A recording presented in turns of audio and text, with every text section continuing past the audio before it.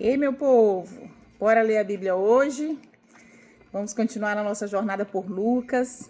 15 minutinhos do seu dia, é só 1% para Deus, de 24 horas. Nós estamos nessa jornada por Lucas, caminhando, já estamos no capítulo 15. E esse capítulo tão importante, que há 2 vídeos nós temos tratado sobre 3 parábolas que Lucas vai trazer aqui, que Jesus pronunciou, que Jesus falou, né? E eu queria convidar você para ficar até o final desse vídeo, para a gente entender o que o Senhor quis nos falar com essas 3 parábolas. As 3 falam de algo que se perdeu e da forma como se reage quando se encontra algo que estava perdido. Eu lembro de uma frase que diz que quando a gente perde é que a gente dá valor. E tem muita verdade nisso, sabia? Quando a gente fica acostumado, quando a gente cai na rotina, a gente esquece de contemplar as maravilhas que a gente tem, as bênçãos que Deus nos dá. Por exemplo, todos os dias você come, né? Você ingere um alimento pela sua boca. Quantas pessoas não estão aí ingerindo um alimento, se nutrindo através de uma sonda? Todos os dias você vai ao banheiro de forma natural, né, fisiologicamente natural. Quantas pessoas não estão com uma bolsa de colostomia? Né? Todos os dias você abre seus olhos e contempla as cores lindas que Deus fez, a natureza, o sol. Quantas pessoas nunca puderam discernir o que é um vermelho, um verde, né? Então, quando nós caímos na rotina, nós esquecemos de contemplar a beleza das coisas. E quando a gente se acostuma, é quando a gente perde, que a gente consegue perceber o quão valorosa era aquela coisa. E nós estamos falando no capítulo 15 de coisas que foram perdidas ou se perderam. E da alegria das pessoas quando encontram aquela coisa, aquela pessoa, aquele objeto. E recapitulando para você entender, nós já lemos do versículo 1 até o versículo 10, onde Jesus falou 2 parábolas, a parábola da ovelha perdida e a parábola da dracma perdida, ou moeda perdida. E hoje nós vamos encerrar o capítulo 15 falando da 3ª parábola, a parábola do filho perdido, ou seja, do filho pródigo.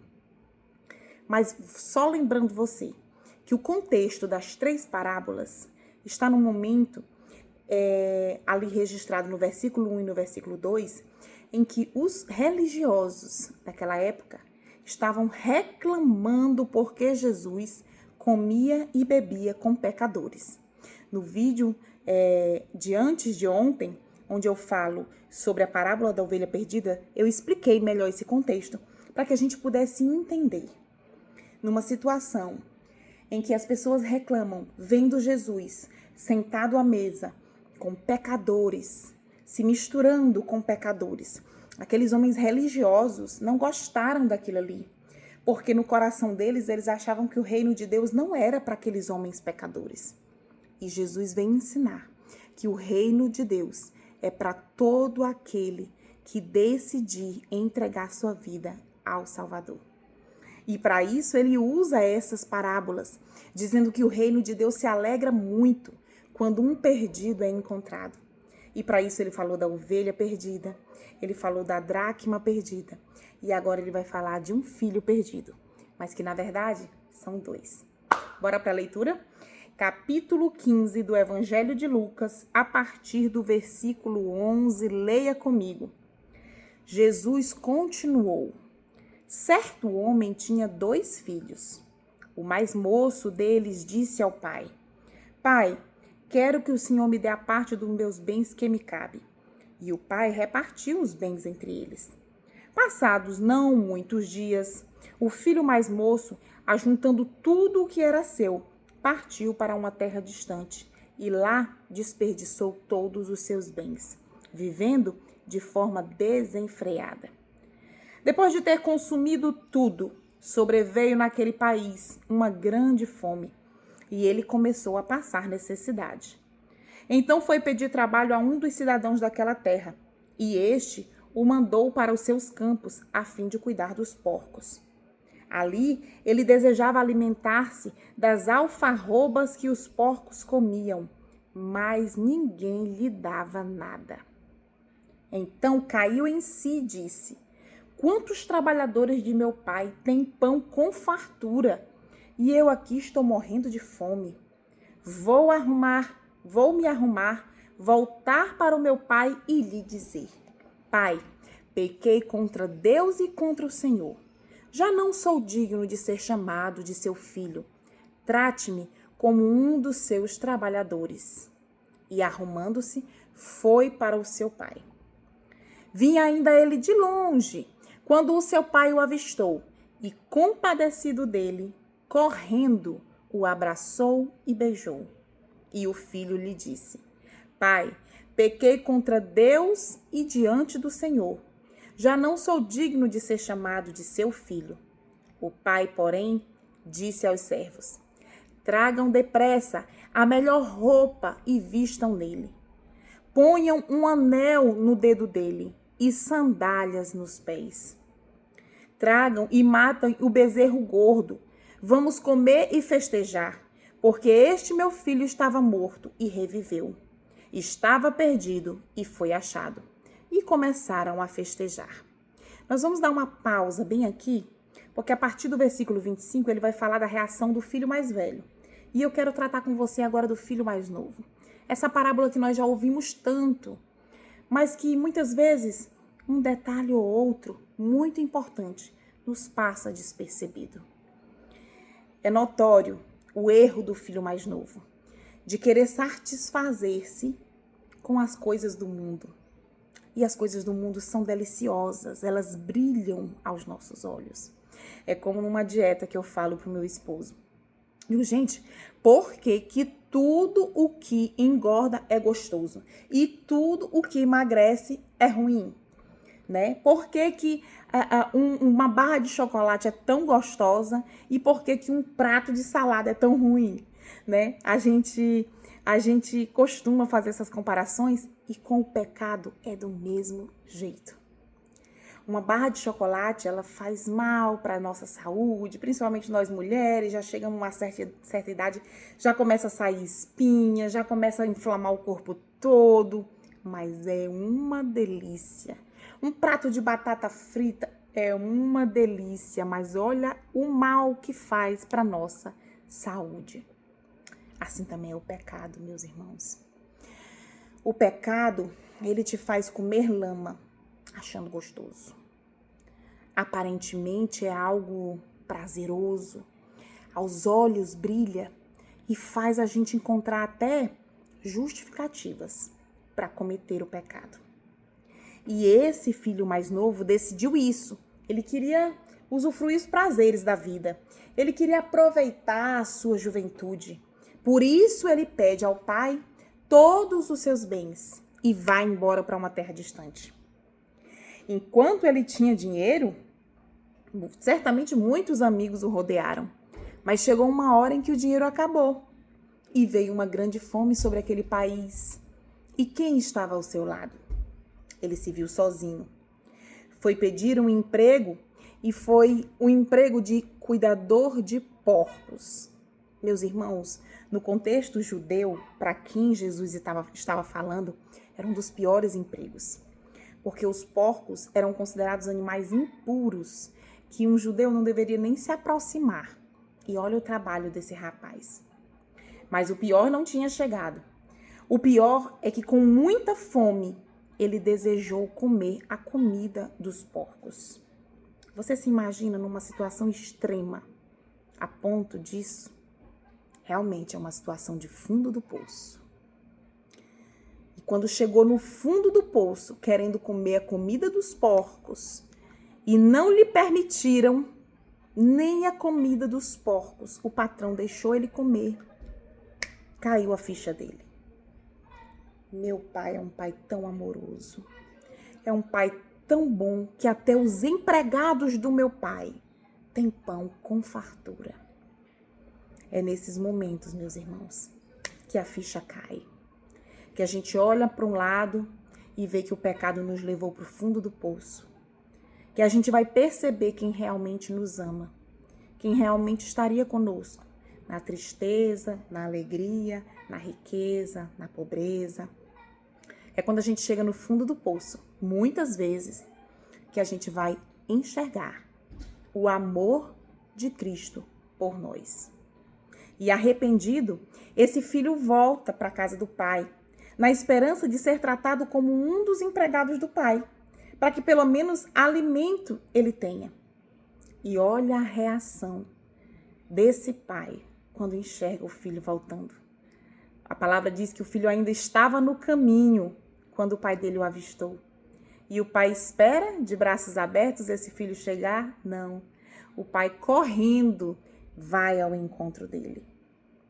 Meus irmãos, quando nós definitivamente chegamos à situação em que nós só temos Deus, e aí, verdadeiramente, nós abrimos o nosso coração para Ele, Ele vem correndo ao nosso encontro. Ele vem correndo ao nosso encontro com alegria, com amor. E Deus é tão justo, tão bom, tão amoroso, que no mundo outra pessoa jogaria na nossa cara, né? Eu não te disse para tu não ir, agora tu vem com o rabinho entre as pernas. Mas Deus nos abraça, nos beija, nos devolve a nossa dignidade. Olha que o pai mandou calçar sandálias, colocar um anel no dedo, sinônimo de autoridade, dignidade. Ele nos devolve a nossa dignidade. Quando antes nós pensávamos que éramos, os tais, vivíamos da forma que nós bem entendíamos, nós achávamos que nós estávamos no topo, é preciso a gente cair, para que Deus nos eleve a uma situação em que diga, agora sim, eu vou te elevar à condição de filho de Deus. E essa é uma condição maravilhosa, de honra, de ser chamado filho de Deus. E o pai abraça e beija esse filho. Mas escute a palavra do filho. Pai, pequei contra Deus e contra ti, já não sou digno de ser chamado de teu filho. Há um arrependimento verdadeiro nesse filho. Embora um menino pecador, embora que tenha cometido atrocidades, tenha desrespeitado o seu pai, pedindo a parte da sua herança, houve arrependimento verdadeiro. Guarde essa parte. Houve um arrependimento verdadeiro do erro que ele cometeu. O coração dele estava quebrantado, estava arrependido, estava rendido aos pés do seu pai. E o pai vai celebrar a volta daquele filho, que estava perdido e foi achado, que estava morto e ressuscitou. Guarde essa palavra, que o filho arrependido diz que pecou, reconheceu, e já se quer ser aceito na menor condição, na de escravo do pai. Guarde isso. Nós vamos agora ver a reação do filho mais velho, o filho que sempre obedeceu. Vamos ler a partir do verso 25. Ora, o filho mais velho estava no campo. Quando volta, ao aproximar-se da casa, ouviu a música e as danças. Chamou um dos empregados e perguntou o que era aquilo. E ele afirmou, seu irmão voltou e por tê-lo recuperado com saúde, seu pai mandou matar o bezerro gordo. O filho mais velho se indignou e não queria entrar. Saindo, porém, o pai procurava convencê-lo a entrar. Mas ele respondeu ao seu pai, faz tantos anos que sirvo o Senhor e nunca transgredi um mandamento seu. Mas o Senhor nunca me deu um cabrito sequer para fazer uma festa com os meus amigos. Mas quando veio esse seu filho, que sumiu com os bens do Senhor, gastando tudo com prostitutas, o Senhor mandou matar um bezerro gordo para ele. Então o pai respondeu, meu filho, você está sempre comigo. Tudo o que eu tenho é seu. Mas era preciso festejar e alegrar-se, porque este seu irmão estava morto e reviveu, estava perdido e foi achado. Vamos falar agora desse filho mais velho? É bem verdade aqui ele tinha um pouco de razão? Que a indignação dele era justa? No meu pensamento, no seu pensamento, certamente, que são pensamentos humanos, sim, a gente vai dizer que ele até tinha razão.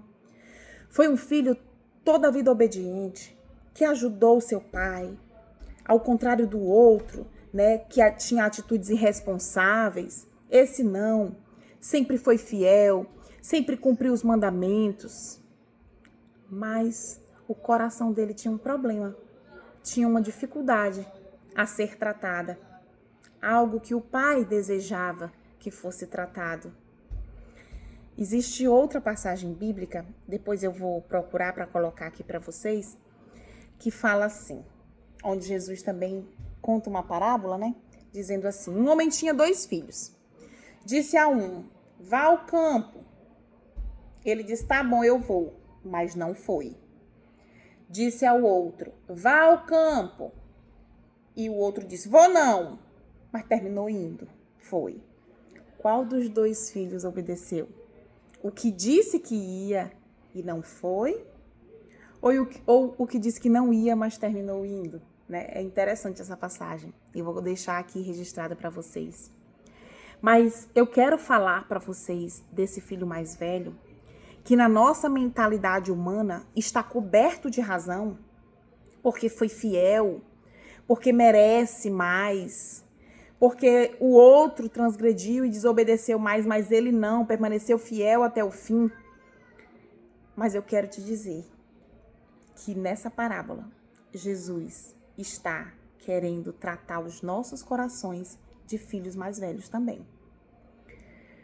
Porque eu não sei se você lembra, quando nós falamos da ovelha perdida, a gente olhou para as 99 e disse, poxa, por que ele deixou 99 e foi atrás só de uma?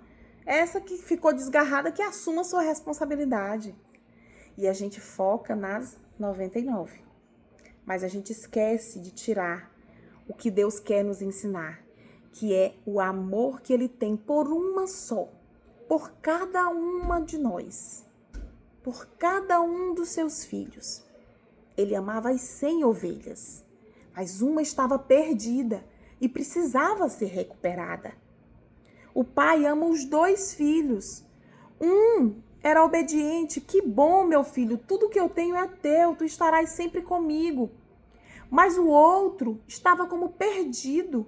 Ele já tinha dado como morto, mas ressuscitou. E era isso que os fariseus não entendiam.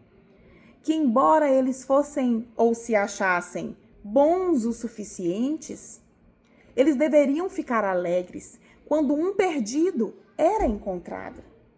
E nós também, nós estamos aqui num grupo, em uma situação, em 2 situações diferentes.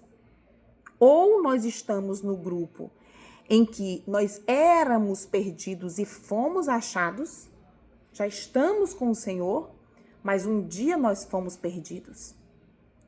Ou você está nesse grupo em que ainda precisa ser achado. E aqueles que já foram encontrados, eles não podem de maneira nenhuma se sentir privilegiados ou se sentir melhores do que aqueles que ainda não foram encontrados, que ainda estão cegos, perdidos aí pelo meio do mundo. Nós que já fomos encontrados, temos que ter o caráter humilde para fazer com que os outros enxerguem o caminho verdadeiro. Essa é a nossa missão. E não nos colocarmos em um pedestal e de não nos misturarmos com o resto do mundo. Não é assim que Deus quer que as coisas funcionem. Todas essas 3 parábolas vieram para ensinar isso aos fariseus e nos ensinar também. A vida no Evangelho é comunhão. A vida no Evangelho é partilhar. É como eu falei no vídeo do começo do capítulo 15, o anterior ao passado. É um banquete tão maravilhoso, tão delicioso, que eu quero que até o meu inimigo compartilhe. Você entendeu agora qual o sentido dessas 3 parábolas? Eu estou me excedendo, nós estamos caminhando para 20 minutos agora, mas eu precisava fechar isso com você. O Senhor ensina nas 3 parábolas sobre coisas perdidas, que há festa no céu quando um pecador se arrepende dos seus pecados e decide mudança de vida. Meus irmãos, quando uma pessoa decide por essa mudança, não é só ela que está mudando. Imagine, é toda uma geração. Os seus filhos, os seus netos, os seus bisnetos serão influenciados por essa decisão maravilhosa que você tem tomado. Eu louvo a Deus porque eu tomei essa decisão já com 32 anos e que os meus filhos estão sendo criados no caminho do Senhor. E os meus netos também serão, e os meus bisnetos também serão. Eu digo que eu não nasci num lar cristão, mas eu instauro uma geração em que da minha geração virão descendências e descendências de cristãos fiéis à palavra de Deus, cristãos com amor, com sede pela palavra de Deus. Aleluia! Eu declaro pela minha decisão que os meus filhos e os meus netos e os meus bisnetos e toda a minha descendência será uma descendência de adoradores, de servos do Senhor, comprometidos com a palavra. Declare também sobre a sua família. É a melhor coisa que você pode decidir. Eu oro para que o Senhor esteja despertando um avivamento em nossos corações por isso, para que nós sejamos um canal de bênção em toda a nossa descendência. E eu vou ficando por aqui, para que você medite nessa palavra de hoje.